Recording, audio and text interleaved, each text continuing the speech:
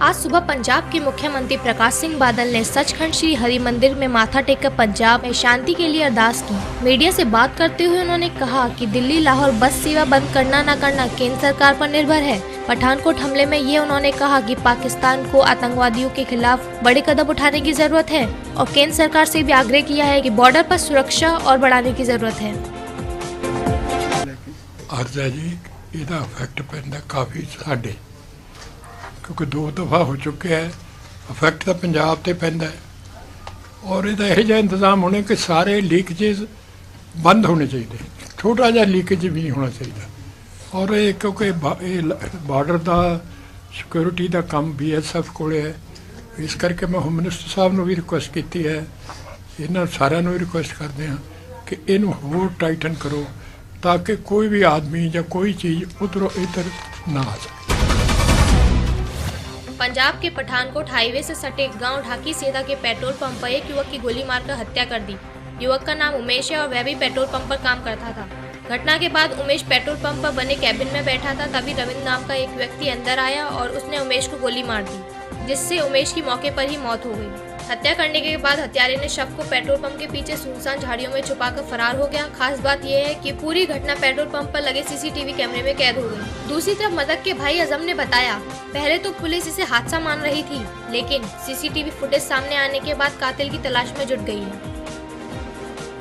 इत्थे साडा भरा ते काम करदा सी, ਉਹਦਾ मर्डर होया है क्योंकि उन्हें मैं थोड़ी दी मूवी च देखा है सारा कुछ कि उन्हें पहले बीट उठाई है, कोई राउड वगैरह कुछ उठाया है, फिर उस तो बाद आगे उनके पे नचता भी है, फिर उन्होंने रिवॉल्वर दिखाया गया, जैकेट खोल के रिवॉल्वर दिखाया, रिवॉल्वर दिखा के उन्होंने फिर कहता कि ये देखो, फिर वह वजन देखते पे दूजे आंदा यार पीछे हट जाओ, मेरे को परेशान मत करो, मुझे लगता इदा ही कहता सी क्योंकि आवाज़ तो याद नहीं सी कैमरे की।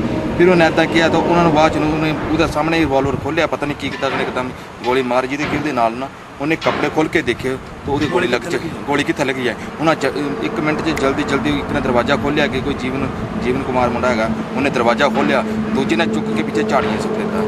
जीवन कुमार ने सानू तलाह दी तो मैं चौधरी प्रॉब्लम से ढाकी सदा सेलमैन का ड्यूटी करदा, तो मैं उत्थे मेरे नाल उमेश कुमार ही अंदर ही बैठे सी, रपिंदर कुमार उस रूपी आया, साढ़े मालक ने तो 55,000 रुपया लेना सी। उन्होंने कहा भी जो पैसे देना है कहते उनको पहले पैसे दे दे, उन्होंने पैसों की मांग की तो कहता उन्होंने मेरे पैसे मंगने वाला मालक मंगन ना मंगे, उन्हें गुस्से में तैश च आके तो अपना बाल करे तो गोली मारती। कटिहार में पिछले 1 महीने में दर्जन भर लूट की घटनाओं से अब पर्दा उठने लगा है। व्यवसायियों को लूटने का यह खेल जेल से संचालित होता था। इसका खुलासा पकड़े गए 4 अपराधियों ने अपने बयान में किया है। आपको बता दें कि पिछले 1 महीने में कटिहार को अपराधियों ने अशांत कर रखा था। एक के बाद दर्जन भर घटनाओं को अपराधियों ने पिस्तौल की नोक पर दिन दहाड़े अंजाम दिया और आराम से फरार हो जाते पुलिस ने एक साथ कई घटनाओं का खुलासा किया है। पकड़े गए अपराधियों ने पुलिस को दिए गए बयान में कुछ चौंकाने वाले खुलासे किए हैं। लूट में मिले रुपए का एक बड़ा हिस्सा जेल में जाता था और वहीं से रणनीति तैयार की जाती थी। CCTV में आए तस्वीर के आधार पर पुलिस ने अपराधियों को गिरफ्तार किया है, जबकि पुलिस के पकड़ से घटनाओं के सूत्रधार बाहर हैं। पुलिस का दावा है कि अपराधियों के गिरोह की पहचान कर ली गई है और सूत्रधारों को पकड़ने की कार्रवाई की जा रही है। आधा घंटा हम लोग इंतजार किए। इंतजार करने के बाद वो 2 आदमी पैदल आ रहा था, तो हम लोग उसका बैग छीन कर जो है वो हल्ला किया, तो उस पर गोली चलाए, 2 हवाई फायरिंग करते हुए निकल गए। कितने लूटे थे? पैसा कैसे बंटवारा किया? पैसा कितना था? पैसा उसमें वही सर करीब 8.5-9 लाख के आसपास था। कहाँ बंटवारा किया पैसा नहर पर। किसको कितना दिया था? हमको 50,000 रुपया मिला और सब पैसा लेकर जो मेरे साथ में था कौन? रेड झा था सर, और एक और आदमी था, उसको हम नहीं पहचानते थे, रेड झा के साथ में था। वो लोग जो है दोनों पैसा लेकर बोला कि हम आ रहे हैं, यहाँ से बाहर जाना है, अपना लोग को यहाँ रुकना नहीं है। वो लोग जो है हमको 50,000 देकर वो लोग जो निकले वो निकलते रह गए। अभी तक हमको कोई फोन नहीं किया है, न कॉन्टेक्ट किए हैं। और कहाँ का लूटे? और मवेशी व्यापारी से लूट किए थे। कितना लूटे थे? 1,80,000 रुपया लूटे थे। और जेल में किसको पैसा पहुंचाते थे?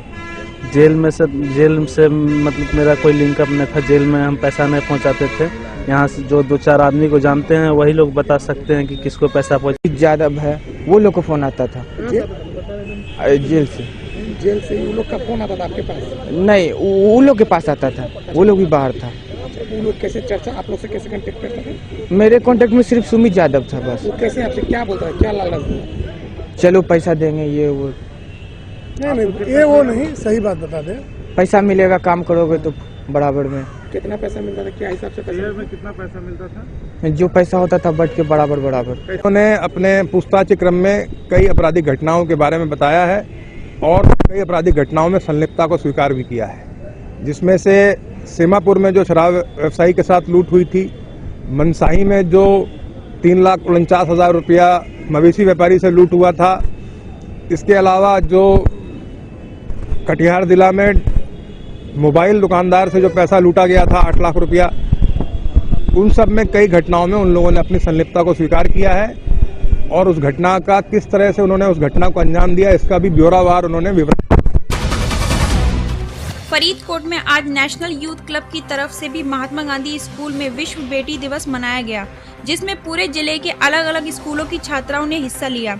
इस दौरान स्लोगन, पोस्टर मेकिंग और मेहंदी के मुकाबले करवाए गए, जिसमें पहले, दूसरे और तीसरे स्थानों को प्राप्त करने वाले विद्यार्थियों को नगद इनाम राशि देकर सम्मानित भी किया गया। इस दौरान इस कंपटीशन में हिस्सा लेने वाले बच्चों ने कहा कि उन्होंने भ्रूण हत्या पर पेंटिंग बनाई है और वह लोगों को संदेश देना चाहते हैं कि भ्रूण हत्या नहीं करनी चाहिए, लड़कियों का सम्मान करना चाहिए। इस दौरान कंपटीशन में विजेता रहने वाली छात्राओं ने कहा कि उनको बहुत ही ज्यादा खुशी है कि उन्होंने आज यहाँ इनाम हासिल किया है। इसके साथ ही उन्होंने क्लब सदस्यों का भी तहे दिल से धन्यवाद किया। इस मौके पर नेशनल यूथ क्लब के प्रधान गुरचरण सिंह ने कहा कि उनकी तरफ से बेटियों के मान सम्मान को बढ़ाने के लिए यह प्रयास किया गया है, जिसमें स्लोगन, पोस्टर मेकिंग और मेहंदी के मुकाबले करवाए गए हैं और विजेता रहने वाली लड़कियों को नगद इनाम भी दिए गए हैं। ਅੱਜ ਵਿਸ਼ਵ ਟੀ ਦਿਵਸ ਹੈ ਤੇ ਮੈਂ ਸਾਡੇ ਸਕੂਲ ਵਿੱਚ ਪਾਰਟਿਸਿਪੇਸ਼ਨ ਕਰਵਾ ਜਾ ਰਿਹਾ ਜਿਸ ਵਿੱਚ ਮੈਂ ਆਪਣੀ ਪੇਂਟਿੰਗ ਬਣਾਈ ਹੈ। ਇਸ ਵਿੱਚ ਮੈਂ ਇਹ ਮੈਸੇਜ ਦਿੱਤਾ ਹੈ ਕਿ ਕੁੜੀਆਂ ਨੂੰ ਨਾ ਮਾਰੋ, ਕੁੜੀਆਂ ਨੂੰ ਜਾਗਰੂਕ। ਮੇਰਾ ਨਾਮ ਸਾਨਿਆ ਹੈ। ਅੱਜ ਵਿਸ਼ਵ ਟੀ ਦਿਵਸ ਮਨਾਇਆ ਜਾ ਰਿਹਾ ਹੈ ਇਸ ਸਕੂਲ ਵਿੱਚ, MGM ਸਕੂਲ, ਤੇ ਮੈਂ ਇਸ ਮੌਕੇ ਤੇ ਫੀਮੇਲ ਫੀਟੀਸਾਈਡ ਪੇਂਟਿੰਗ ਬਣਾਈ ਹੈ।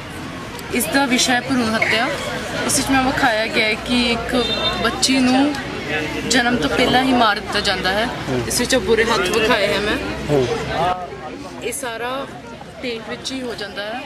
ਨੈਸ਼ਨਲ ਯੂਥ ਵੈਲਫੇਅਰ ਕਲੱਬ ਨੇ ਧੀਆਂ ਦੇ ਸਨਮਾਨ ਲਈ ਬਹੁਤ ਵਧੀਆ ਉਪਰਾਲਾ ਕੀਤਾ ਹੈ ਅਤੇ ਇੱਕ ਲੜਕੀਆਂ ਦੇ ਅਨੁਪਾਤ ਦੇ ਵਿੱਚ ਬਹੁਤ ਵਧੀਆ ਬਦਲਾਵ ਲਿਆ ਰਿਹਾ ਹੈ।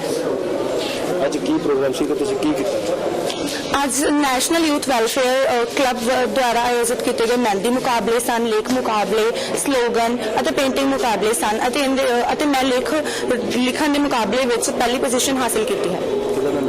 ਮੈਨੂੰ ਬਹੁਤ ਵਧੀਆ ਮਹਿਸੂਸ ਹੋ ਰਿਹਾ ਹੈ। ਇਹਦੇ ਵਿੱਚ ਬੱਚਿਆਂ ਦਾ, ਧੀਆਂ ਧਿਆਣੀਆਂ ਦਾ ਆਪਾਂ ਮਾਣ ਸਨਮਾਨ ਕਰਨ ਵਾਸਤੇ, ਉਹਨਾਂ ਦੀ ਸੈਲਫ ਰਿਸਪੈਕਟ ਨੂੰ ਮੇਨਟੇਨ ਕਰਨ ਵਾਸਤੇ, ਉਹਨਾਂ ਨੂੰ ਸਮਾਜ ਦੇ ਵਿੱਚ ਆਪਣੀ ਹੋਂਦ ਨੂੰ ਬਰਕਰਾਰ ਰੱਖਣ ਵਾਸਤੇ ਇੱਕ ਹੌਸਲਾ ਅਫਜ਼ਾਈ ਹੈ। ਇਹ ਜਿਹੜਾ ਵਿਸ਼ਵ ਧੀ ਦਿਵਸ ਮਨਾਇਆ ਜਾ ਰਿਹਾ ਹੈ, ਉਹਨਾਂ ਲੋਕਾਂ ਨੂੰ ਸੁਨੇਹਾ ਵੀ ਹੈ ਜਿਹੜੇ ਧੀਆਂ ਨੂੰ ਬਹੁਤ ਨਿਮਾਣੀਆਂ ਸਮਝਦੇ ਹੈ ਤੇ ਧੀਆਂ ਨੂੰ ਕੁੱਖਾਂ 'ਚ ਮਾਰਨ ਦੀ ਕੋਸ਼ਿਸ਼ ਕਰਦੇ ਹੈ। ਇਹ ਉਹਨਾਂ ਪਰਿਵਾਰਾਂ ਨੂੰ ਕੀ ਮੁਕਾਬਲੇ ਕਰਾਏ ਗਏ? ਅੱਜ ਵਿਸ਼ਵ ਧੀ ਦਿਵਸ ਦੇ ਵਿੱਚ ਸਿਰਫ ਲੜਕੀਆਂ ਵਾਸਤੇ ਹੀ ਮਹਿੰਦੀ ਦਾ ਮੁਕਾਬਲਾ, ਜਿਹੜੇ ਮਹਿੰਦੀ ਸ਼ੌਕ ਨਾਲ ਲਾਉਂਦੀਆਂ, ਸਲੋਗਨ ਮੁਕਾਬਲਾ, ਪੇਂਟਿੰਗ ਮੁਕਾਬਲਾ ਤੇ ਐਸੇ ਰਾਈਟਿੰਗ 'ਚ ਬਹੁਤ ਸਾਰੇ ਵਿਦਿਆਰਥੀਆਂ ਨੇ ਭਾਗ ਲਿਆ ਤੇ ਪਹਿਲੇ ਸਥਾਨ, ਦੂਜੇ ਸਥਾਨ ਤੇ ਆਉਣ ਤੇ ਲੜਕੀਆਂ ਨੂੰ ਨਗਦ ਪ੍ਰਾਈਜ਼ ਦਿੱਤੇ ਗਏ, ਪ੍ਰਮਾਣ ਪੱਤਰ ਦਿੱਤੇ ਗਏ, ਸਰਟੀਫਿਕੇਟ ਦਿੱਤੇ ਗਏ। ਧੰਨਵਾਦ। डीआईजी मेरठ आशुतोष कुमार का कहना है कि इस मामले में ज्यादा तो उनको पता नहीं, पर कल एनआईए की एक टीम किस आरोपी को साथ लेकर मेरठ आई थी। एनआईए के डीआईजी प्रशांत कुमार ने उनसे फोन पर मेरठ पुलिस से टीम की मदद करने को कहा।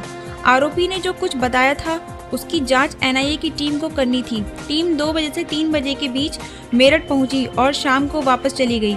मेरठ डीआईजी से जब पूछा गया कि क्या ये जांच पठानकोट के हमले से जुड़ी है, तो उन्होंने कहा कि उनको इस बारे में कोई जानकारी नहीं है और कहां-कहां उन लोगों ने छापे मारकर जांच की वो भी उनको नहीं मालूम। मेरठ डीआईजी आशुतोष कुमार का कहना है कि संभवतः एनआईए की टीम उड़ीसा से किसी आरोपी को मेरठ लेकर पहुंची थी। बहुत ज़्यादा डिटेल्स हम लोग पास नहीं है। एनआईए के डीआईजी थे मिस्टर प्रशांत कुमार, उन्होंने हमसे हेल्प मांगी थी कि उनकी टीम एक एक्यूज़ को लेके आ रही है। अब एक्यूज़ किस मामले का था वो क्लियर नहीं है, और उन्होंने ये बताया कि इसने 2-3 जगह पे काम करना बताया है, उसी को वेरीफाई करने की उनकी टीम आ रही थी, और उन्होंने लॉजिस्टिक सपोर्ट हमसे मांगा था। तो हमने वो उन्हें इंस्ट्रक्ट कर दिया था, इंस्पेक्टर एलआई और आरआई को, कि उनको जो एस्कॉर्ट की गाड़ी और लोकल कोई आदमी जो उनको एड्रेसेस वगैरह बता सके। क्या पठानकोट से इसका कुछ रिलेशन है? कोई मुझे आइडिया नहीं इस चीज़ का कि वो किस चीज़ का था, और ज़्यादा डिटेल्स उन्होंने बताया भी नहीं। पिछले कुछ दिनों से मनाए जा रहे सड़क सुरक्षा सप्ताह के चलते आज फरीदकोट में दिल्ली इंटरनेशनल स्कूल के विद्यार्थियों की तरफ से लोगों को ट्रैफिक नियमों के बारे में जानकारी दी गई, जिसमें बच्चों की तरफ से गाड़ियों पर रिफ्लेक्टर भी लगाए गए और लोगों से वादा भी लिया गया कि वह आगे से नियमों का पालन करेंगे। इस दौरान फरीदकोट निवासियों ने भी इस कोशिश का धन्यवाद किया। उनका कहना था कि उनको आज उनसे छोटे बच्चे उनको प्रेरित कर रहे हैं और वह भविष्य में ट्रैफिक नियमों का पालन करेंगे। इस मौके पर स्कूली छात्रों का कहना था कि उनकी तरफ से आज लोगों को जागरूक किया जा रहा है और लोग उनको वायदा भी कर रहे हैं कि वह आगे से पूरे ट्रैफिक नियमों का पालन करेंगे। इस मौके पर स्कूली छात्रों का कहना था कि उनकी तरफ से आज लोगों को जागरूक किया जा रहा है और लोग उनको वादा भी कर रहे हैं कि वह आगे से पूरे ट्रैफिक नियमों का पालन करेंगे। इस मौके पर फरीदकोट की डीएसपी कश्मीर कौर ने कहा कि उनकी तरफ से सड़क सुरक्षा सप्ताह मनाया जा रहा है, जिसके चलते स्कूली बच्चों की तरफ से रिफ्लेक्टर लगाए जा रहे हैं और लोगों को जागरूक किया जा रहा है। सर मेरा नाम नवजोत है, मैं दिल्ली इंटरनेशनल स्कूल ਤੋਂ ਬਿਲੋਂਗ ਕਰਦੀ ਹਾਂਗੀ। ਅਸੀਂ ਇੱਥੇ ਲੋਕਾਂ ਨੂੰ ਜਾਗਰੂਕ ਕਰਨ ਆਏ ਹਾਂਗੇ ਕਿਉਂਕਿ ਲੋਕ ਸੇਫਟੀ ਆਪਦੀ ਨਹੀਂ ਦੇਖਦੇਗੇ। ਉਹ ਕਾਲੀ ਵਿੱਚ ਸੀਟ ਬੈਲਟ ਲਾਉਣਾ ਭੁੱਲ ਜਾਂਦੇ ਹੈਗੇ। ਕਾਲੀ ਨਾਲੋਂ ਚੰਗੀ ਹੈਗਾ ਵੀ ਅਸੀਂ ਆਪਦੀ ਜ਼ਿੰਦਗੀ ਵੇਖੀਏ ਸਭ ਤੋਂ ਪਹਿਲਾਂ। ਇਹ 27ਵਾਂ रोड सेफ्टी वीक चल रहा है, 10 ਤੋਂ 12 ਤਰੀਕ ਤੋਂ 16 ਤਰੀਕ ਤੱਕ ਇਹ ਚੱਲੂਗਾ ਤੇ ਅਸੀਂ ਇੱਥੇ ਲੋਕਾਂ ਨੂੰ ਜਾਗਰੂਕ ਕਰ ਰਹੇ ਹਾਂ ਤਾਂ ਕਿ ਉਹ ਆਪਦੀ ਸੇਫਟੀ ਆਪ ਵਰਤਣ ਤੇ ਕੋਈ ਨਿਯਮਾਂ ਦਾ ਉਲੰਘਣ ਨਾ ਕਰਨ। ਬੱਚਿਆਂ ਨੇ ਸਾਨੂੰ ਗਾਈਡ ਕੀਤਾ, ਅਸੀਂ ਅੱਗੇ ਤੋਂ ਇਹਨਾਂ ਦਾ ਜਿਹੜੇ ਇਹਨਾਂ ਨੇ ਕਿਹਾ ਉਹਨਾਂ ਦੀ ਰੂਲ ਦੀ ਪਾਲਣਾ ਕਰਾਂਗੇ। ਤੁਸੀਂ ਗਾਂ ਕਿੰਨੇ ਕੁ ਲੋਕਾਂ ਨੂੰ ਹੋ ਰਹੇ ਜ਼ਰੂਰ ਵੱਧ ਤੋਂ ਵੱਧ ਲੋਕਾਂ ਨੂੰ ਜਾਗਰੂਕ ਕਰਾਂਗੇ ਸੜਕ ਸੁਰੱਖਿਆ ਬਾਰੇ। ਬਿਲਕੁਲ ਹਾਂਜੀ, ਅੱਜ ਡਿਸਟ੍ਰਿਕਟ ਫਰੀਦਕੋਟ ਦੇ ਵਿੱਚ ਜਿਹੜਾ ਆ ਬੱਚੇ ਡੇਲੀ ਸਕੂਲ ਦੇ ਸਾਰਾ ਸਟਾਫ ਮੈਂਬਰ ਔਰ ਬੱਚਿਆਂ ਵੱਲੋਂ ਪੂਰਾ ਸਹਿਯੋਗ ਦੇ ਕੇ ਟ੍ਰੈਫਿਕ ਦੇ ਨਿਯਮਾਂ ਨੂੰ ਲਾਗੂ ਕਰਨ ਵਾਸਤੇ ਦੱਸਿਆ ਜਾ ਰਿਹਾ ਹੈ ਔਰ ਸਮਝਾਇਆ ਜਾ ਰਿਹਾ ਹੈ ਕਿ ਜਿਹੜੇ ਇੰਨੇ ਵੱਡੇ ਵੀ ਗਲਤੀਆਂ ਕਰ ਰਹੇ ਆ ਉਹ ਅੱਗੇ ਤੋਂ ਟ੍ਰੈਫਿਕ ਦੇ ਨਿਯਮਾਂ ਦੀਆਂ ਗਲਤੀਆਂ ਨਾ ਕਰਨ ਔਰ ਆਪਣੀ ਜਾਨ ਦੀ ਪੂਰੀ ਹਿਫਾਜ਼ਤ ਕਰਨ ਤਾਂ ਜੋ ਇਹ ਕੀਮਤੀ ਜਾਨਾਂ ਜਿਹੜੀਆਂ ਬਚਾਈਆਂ ਜਾ ਸਕਣ। ਅਸੀਂ ਇਹਨਾਂ ਦਾ ਨਾਲ ਪੂਰਾ ਸਹਿਯੋਗ ਦੇ ਰਹੇ ਹਾਂ। हरियाणा प्रदेश में आज वक्फ बोर्ड वाली जमीन के पट्टाधारकों द्वारा सरकार द्वारा नए बनाए गए वक्फ प्रॉपर्टी लीज रूल के विरोध में रोष मार्च निकाले जा रहे हैं। इसके चलते सिरसा में वक्फ बोर्ड वाली पट्टाधारकों द्वारा शांतिपूर्वक रोष मार्च निकाला गया। इस काले कानून को वापस लेने की मांग के साथ ही सरकार को चेताया कि उनकी मांग समय रहते नहीं मानी गई तो वो आगे भी संघर्ष करने को मजबूर होंगे। आपको बता दें कि हरियाणा वक्फ बोर्ड वाली जमीन पिछले कई दशकों से किराए पर चली आ रही है, लेकिन अब हरियाणा वक्फ बोर्ड के नए कानून के तहत इन जगहों की ओपन बिड मांगी गई है। उनकी लीज रिन्यू न कर उन्हें ज़मीन वापस करने को कहा गया है। सिरसा वासी संदीप मल्होत्रा ने बताया उनकी मांग है कि सरकार द्वारा बनाए गए काले कानून को वापस लिया जाए और किराएदारों के नाम पर रजिस्ट्रियाँ की जाए। उन्होंने बताया कि पूरे हरियाणा में किस तरह से रोष प्रदर्शन किए जा रहे हैं। वहीं हरियाणा व्यापार मंडल के जिला अध्यक्ष हीरालाल ने कहा सरकार द्वारा बनाए गए इस कानून से जहाँ आम आदमी को नुकसान होगा वहीं व्यापारी वर्ग भी इससे बुरी तरह प्रभावित होगा, इसलिए सरकार को तत्काल प्रभाव से इस कानून को वापस लेना चाहिए।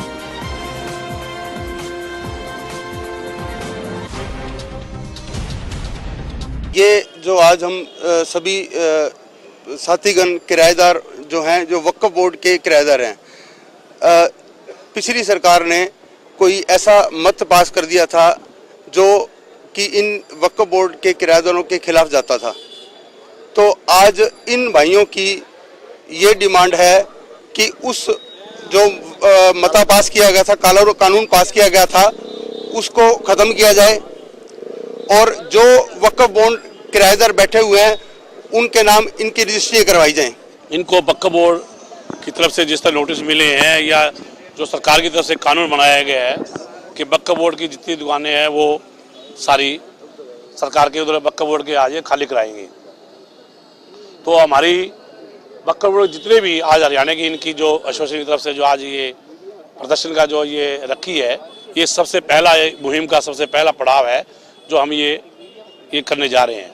इनकी तरफ से आज जो डीसी साहब को और मुख्यमंत्री महोदय को एक हम ज्ञापन देने जा रहे हैं, जिससे भाई उस सरकार की जो कानून बनाया है उस कानून को वापस ले।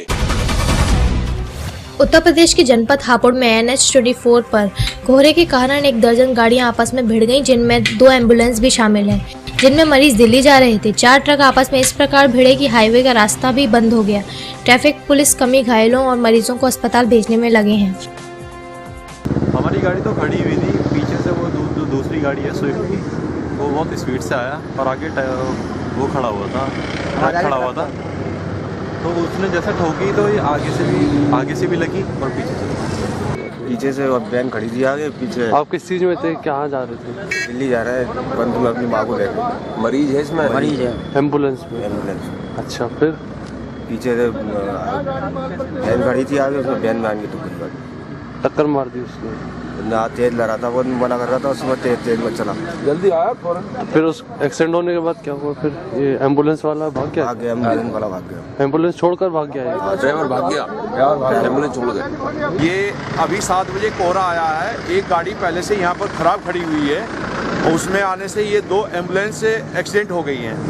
ये दोनों में पेशेंट है, एक पेशेंट को जो है जो पंत हॉस्पिटल में जा रहा हार्ट पेशेंट है, उसमें बैठाकर दूसरी एम्बुलेंस में शिफ्ट करा कर भेज दिया है। दूसरी में जो गाड़ी में पेशेंट है जिसका एक्सीडेंट हुआ है, उसको व्यवस्था करा के इनको दिल्ली भिजवा रहे हैं। और आगे सर ये ट्रक भी यहाँ पे करीब 1 दर्जन से ज्यादा गाड़ियाँ यहाँ ठुकी हुई हैं आगे। कोहरे की वजह से हुआ है, कोई ये वो नहीं है। कुल कितने वाहन होंगे ये? नहीं, अभी फिलहाल तो हम 4-5 वाहन हमारे सामने दिखाई दे रहे हैं, 4-5 वाहन है जो और सर आगे कोहरे की वजह से। आगे ट्रक भी हैं कुछ इनमें? आगे ट्रक है, वो भी कोहरे की वजह से। हमें अभी सूचना मिली है, हम अभी आए, 2 मिनट हुई है, 2 मिनट में हमने पेशेंट को शिफ्ट करा। हरियाणा के पानीपत जिले के एक दलित पीड़ित परिवार ने पंचकुला में एक पत्रकार वार्ता कर हरियाणा सरकार और पुलिस प्रशासन से इंसाफ की गुहार लगाई है। दलित परिवार का आरोप है कि करीब 8 महीने पहले उनके बेटे का अपहरण हुआ था। उन्हें शक है कि उनके बेटे को जान से मारा गया है, लेकिन इसकी शिकायत किए जाने के बाद भी पानीपत पुलिस ने इस मामले पर कोई कार्रवाई नहीं की। उन्हें पानीपत के ठेकेदार रामवीर पर शक है। उन्होंने पुलिस और सरकार से इंसाफ की गुहार लगाई है। पीड़ित परिवार ने अपने बेटे की हत्या किए जाने की आशंका जताई है। आपको बता दें कि पानीपत के सदर थाने में करीब 8 महीने पहले पीड़ित पति पत्नी ने अपने 30 वर्षीय बेटे कमलदीप के अपहरण की शिकायत पुलिस को दी और पुलिस द्वारा एक FIR भी दर्ज की, लेकिन आज 8 महीने बीत जाने के बाद उनके बेटे का कुछ पता नहीं चला है। पुलिस ने आरोपियों के खिलाफ कानूनी कार्यवाही भी की है। पीड़ित परिवार का कहना है कि अपने बेटे के लिए दर दर की ठोकरें खा चुके हैं, न उनका बेटा मिला है और न ही उसके जिंदा होने की कोई खबर। पीड़ित लोगों ने बताया अगर उन्हें इंसाफ ना मिला तो 7 दिन के बाद मुख्यमंत्री हरियाणा के निवास स्थान के बाहर पूरे परिवार सहित धरने पर बैठ जाएंगे। मेरा लड़का जी 27/4/2015 से गुम है जी, और मैंने पुलिस में शिकायत दर्ज कराई। कहाँ के रहने वाले, कौन सी पुलिस को शिकायत दर्ज कराई? पानीपत के रहने वाले जी, सदर थाना पानीपत में शिकायत दर्ज कराई और हमें अपनी जान का भी खतरा है वहाँ। प्रशासन हमारी सुन ही नहीं रहा बिल्कुल। क्या हुआ था, क्यों शिकायत दर्ज कराई? मेरा लड़का गुम हो गया था जी। कोई किसी ने मारा, क्या शक है कुछ? रामवीर पे ठेकेदार पे शक है जी मेरा। उन्हीं के पास से फ़ोन बंद हो गया और उन्हीं ने गुम कर दिया जी। ये भी सुनने में आया अभी ये सफारी दे कर मरवाया और कुछ कहते हैं अभी ये लठों से रात को ज़्यादा पीट दिया, सुबह देखा मरा पाया, और ये भी कहते हैं जी मुक्के से मार कर नहर में फेंक दिया और आज तक मेरा बेटा मिला नहीं जी। रामवीर कौन है, क्या करता है? ये रामवीर ठेकेदार है जी। हरियाणा के पंचकुला में बढ़े हुए बिजली दरों के खिलाफ इंडियन नेशनल लोक दल द्वारा धरना आज 91वें दिन भी जारी रहा। प्रधान दिग्विजय सिंह आज धरना स्थल पहुंचे और बढ़े हुए बिजली दरों द्वारा वापस करवाने के लिए न्यायालय कार्यकर्ताओं के साथ मिलकर प्रदेश सरकार के खिलाफ जमकर नारेबाजी की। आपको बता दें कि बढ़े हुए बिजली के रेट के खिलाफ हरियाणा सरकार पर दबाव बनाने के लिए इंडियन नेशनल लोकदल के पिछले 50 दिन से शक्ति भवन पंचकुला के गेट पर धरना दे रहे हैं। इस दौरान इनेलो के दिग्गज नेता धरना स्थल पर अपनी हाजिरी लगवा चुके हैं। इसी कड़ी में इंसो प्रधान दिग्विजय सिंह और इंसो कार्यकर्ता धरना स्थल पहुँच गए। प्रदेश सरकार के खिलाफ जबरदस्त नारेबाजी की, बिजली की बढ़ी हुई दरों को वापस लेने की मांग की है। सरकार की तरफ से कोई भी मंत्री या MLA अधिकारी इनसे मिलने नहीं आया, न ही इस संबंध में किसी ने बात की है। अभी तक सरकार की तरफ से ना कोई MLA, न मंत्री और न ही अधिकारी इनसे कोई मिलने आया है। व्यापारी की हत्या के खुलासे और बढ़ते अपराधों पर रोक लगाने की मांग को लेकर आज व्यापारियों ने DIG के घेराव किया। साथ ही व्यापारियों की सुरक्षा को लेकर भी सवाल उठाए। दरअसल मेरठ के थाना किठौर क्षेत्र के अलावा किठौर रोड पर कल तेल व्यापारी अंशुल उस वक्त अज्ञात कार सवार बदमाशों ने गोलियों से भूनकर हत्या कर दी थी, जब वे 10 लाख रुपए लेकर किठौर से किला रोड पर होते हुए अपनी सैंट्रो कार से जा रहा था। बदमाशों ने लूट के बाद अंशुल पर गोलियां बरसाई और मौके से फरार हो गए। इस घटना को 24 घंटों से भी अधिक हो गए हैं, लेकिन पुलिस के हाथ अभी भी खाली हैं, जिससे गुस्साए व्यापारियों ने आज DIG का घेराव किया और केस को जल्द खोलने की मांग की है। हम लोग आज DIG साहब से जो कल किले में घटना हुई है, जिसमें हमारे एक व्यापारी श्री अंशुल जी को गोली मारकर हत्या कर दी गई, वो लूट के कारण हुई। उनके पास कुछ धन था, जो अपराधी लोग उनके पीछे लगे और उनको गाड़ी से निकाल के उनको गोली मारी गई। इसलिए हम DIG साहब से मिलने आए थे कि मेरठ के अंदर अपराध बढ़ते जा रहे हैं। विशेषतः हम व्यापारियों के ऊपर अपराध बढ़ रहे हैं कि सब इस पर रोक लगाई जाए और जो अपराधी ये कार्य कर रहे हैं उनके ऊपर सख्त से सख्त कानून के अनुसार कार्यवाही की जाए। उत्तर प्रदेश के हापुड़ में अज्ञात कारणों से करीब 350 झुग्गियों में आग लगी। यह आग करीब सुबह 3:30 से 4 बजे के बीच में लगी। आग पर काबू पाने के लिए गाजियाबाद से भी दमकल की गाड़ियों को बुलाया गया, जिसमें एक गोदाम और लगभग 8 झुग्गियां जलकर खाक हो चुकी हैं। मौके पर पहुंची दमकल की टीम आग बुझाने का प्रयास कर रही है। आपको बता दें कि हापुड़ के फ्रीगंज रोड पर 400 झुग्गियां स्थित है, जिसमें एक कबाड़ के गोदाम में सुबह 3:30 बजे आग लग गई। आग काफी भयंकर थी, जिसमें 8 झुग्गियों को जलाकर खाक कर दिया। हाँ बताइए। सन 2000 में इसी तरह मेरी झुग्गी में आग लगी थी। फायर ब्रिगेड देर से पहुंचा था, मेरे 3 बच्चे जल के मर गया था। आज भी मैंने 3:30 बजे सर जी मैं फोन करते करते परेशान हो गया, फिर भी फायर ब्रिगेड सबकी स्विच ऑफ जा रही थी। फायर ब्रिगेड आई 4 बजे। ये 350 झुग्गी है। अच्छा 350 झुग्गी है, इसका कोई अता पता नहीं सर जी। तो इसमें लोग अंदर भी हो सकते हैं सर, आदमी भी हो सकते हैं इसमें। कितने परिवार रहते हैं इनमें? इसमें बहुत 350 झुग्गी है। परिवार की कमी होगी सर, बहुत सारी झुग्गी है। आग किस तरह की आग, जिस वक्त आग लगा हमसे पहले लग गया, हमें कम से कम आधे घंटे बाद पता लगा था। जिस वक्त वो आग लगी हम एकदम से उधर से भागे, जब हमने एकदम अपनी छत पर से पानी फेंका सकलों ने मिलकर, जितना भी हमसे हुआ बस। तो उसको अपना ये सूचना दे दी गई। तो कितने लोग रहते थे यहाँ पे? यहाँ लोग तो काफी हैं जी। तो कितनी झुग्गियाँ थी ये? झुग्गियाँ कम से कम 300 350 झुग्गियाँ होंगी। अच्छा। तो इसमें कोई किसी की मौत भी हुई है? कोई अभी तक पता पड़ पाई है? तो सब सुरक्षित निकल गए थे? बस फिलहाल केवल सुरक्षित है, केवल आगे ये सामान है तो चलो फिर हो जाएगा, अपने इंसान बच चुके हमारे। फ्रीगंज रोड में है, रेलवे स्टेशन के पास जो है, ये इसमें कुछ कबाड़ रखा हुआ था और झुग्गी झोपड़ी है। तो कबाड़ से आग की झोपड़ी पहुंच रही थी, लेकिन आग को जो है कंट्रोल कर दिया गया है। झुग्गी झोपड़ियों को बचा लिया गया है। कबाड़ में 1-2 दुकानें और आग पर अभी काम चल रहा है और उस पर भी बस थोड़ी देर में ही कंट्रोल पा लिया जाएगा। तो सर इसमें किसी कोई हताहत हुआ, कोई लोग है? नहीं, अभी तो किसी प्रकार की कोई जानकारी नहीं है। ये जो तो आग बुझाने के बाद जब इंस्पेक्शन करेंगे इसके बाद ही पता चल पाएगा। तो कोई कारण पता पड़ पाया आपका क्या रहा? ये करीब 4 बजे के आसपास की घटना है। नहीं तो कारण पता पड़ पाया क्या? रीज़न तो अभी कोई पता नहीं है और रीज़न के लिए अभी जो आग बुझाने के बाद ही कोई कार्रवाई करेंगे, निरीक्षण करेंगे, इंस्पेक्शन करेंगे, तभी जानकारी हो पाएगी कैसे आग लगी। पंजाब के मोहाली में नगर निगम की मीटिंग कॉन्फ्रेंस हॉल में संपन्न हुई, जिसमें मोहाली की साफ सफाई और रखरखाव पर विशेष बहस हुई। इस मीटिंग में नगर निगम मोहाली के मेयर कुलवंत सिंह भी शामिल हुए। जैसे ही मोहाली के साफ सफाई और रखरखाव के मुद्दे पर बहस शुरू हुई तो मेयर काउंसलर से उलझ गए, जिससे नाराज ज्यादातर काउंसलर मीटिंग छोड़कर चले गए और नगर निगम के गेट पर धरना देकर बैठ गए। आपको बता दें कि मोहाली नगर निगम शहर के विकास के लिए सरकार द्वारा 5 करोड़ रुपए दिए गए हैं, लेकिन नगर निगम की सफाई व्यवस्था पूरी तरह से फेल साबित हो रही है। काउंसलर ने भी साफ सफाई और रखरखाव पर ध्यान न देने का आरोप लगाते हुए जबरदस्त नारेबाजी की। मीडिया से बात करते हुए मोहाली नगर निगम के मेयर कुलवंत सिंह ने बताया कि इस मीटिंग में सिर्फ शहर के रखरखाव की ही चर्चा की गई है। विकास के मुद्दे अगली मीटिंग में रखे जाएंगे। बाइकाट सवाल में उन्होंने कहा किसी भी मुद्दे पर बहस के दौरान कुछ ऊपर नीचे हो जाता है, इसको इतना बड़ा मुद्दा बनाकर बाइकाट करना गलत है।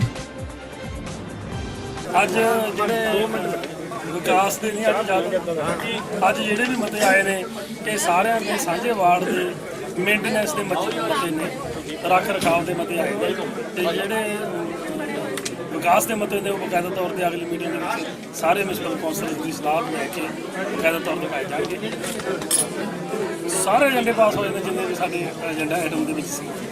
ਦੇਖੋ ਜਦੋਂ ਕਿਆ ਕਹਿੰਦੇ ਆ ਅਸੀਂ ਇਕੱਠੇ ਬੈਠਦੇ ਹਾਂ, ਡਿਸਕਸ਼ਨ ਕਰਦੇ ਹਾਂ, ਆਰਗੂਮੈਂਟਸ ਹੁੰਦੇ ਨੇ, ਕੁਛ ਨਾ ਕੁਛ ਹੇਠਾਂ ਉੱਤੇ ਨਾ ਉਤਰਾਅ ਚੜਾਅ ਚੱਲਦੇ ਰਹਿੰਦੇ, ਬੋਲਿਆ ਵੀ ਜਾਂਦਾ। ਆਪਾਂ ਇੱਕ ਛੋਟੇ ਜਿਹੇ ਇਸ਼ੂ ਨੂੰ ਲੈ ਕੇ ਵੀ ਹਾਊਸ ਦਾ ਇੰਨਾ ਕੀਮਤੀ ਟਾਈਮ ਖਰਾਬ ਕੀਤਾ, ਰੌਲਾ ਪਾਇਆ, ਇੱਥੇ ਡਿਸਕਸ਼ਨ ਵਾਸਤੇ ਇਹਨੇ ਮੈਨੂੰ ਕਿਹਾ ਆਪਾਂ ਡਿਸਕਸ਼ਨ ਕਰਨ ਲੱਗੇ, ਡਿਸਕਸ਼ਨ ਨਹੀਂ ਕੀਤੀ। ਮੈਂ ਬੈਠਣ ਵਾਸਤੇ ਰਿਕੁਐਸਟ ਕੀਤੀ, ਉਹ ਬੈਠੇ ਨਹੀਂ ਹੈਗੇ। ਮਰਿਆਦਾ ਦਾ ਕਿਤੇ ਨਾ ਕਿਤੇ ਜਿਹੜਾ ਇਹ ਹਾਊਸ ਦਾ ਉਲੰਘਣ ਹੋਇਆ, ਜਿਹੜਾ ਗਲਤ ਮੈਂ ਸਮਝਦਾ।